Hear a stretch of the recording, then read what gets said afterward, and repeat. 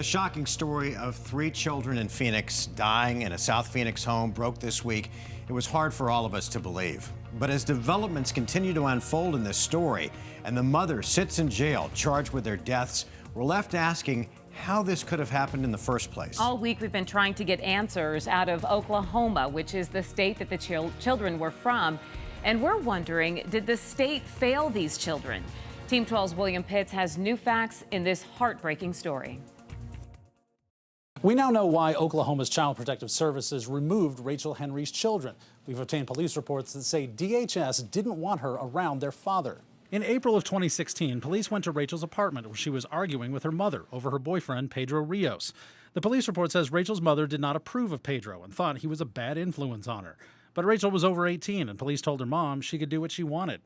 A year and a day later, police were back at the apartment. This time, police say Rachel and Pedro were fighting. Rachel told police Pedro threatened her and her 6-month-old. That would have been Rachel's son, Zane. Come here, Zane. Come to say hi to Nana.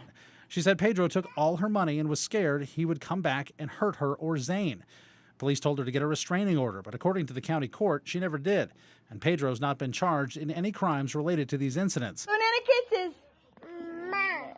By July of 2018, the Oklahoma Department of Human Services was involved. Rachel now had a daughter, Mariah, and police went with a caseworker to check on them. Police reports show they were working to get Rachel an apartment in another town to protect the children. The caseworker apparently warned Rachel if she ever came back to the apartment or was ever seen with Pedro, she would lose her kids. When DHS and police came back the next month, Rachel appears to have been hiding the children. Police saw Rachel and Pedro grocery shopping, but without their kids. When police went to make sure they hadn't been left alone, Rachel told police they were at a friend's house, but she didn't know the address. 4 days later, the caseworker came back and they took Rachel's 2 kids, placing them with Pedro's grandmother. What the police report never says is why the caseworkers didn't want Pedro around.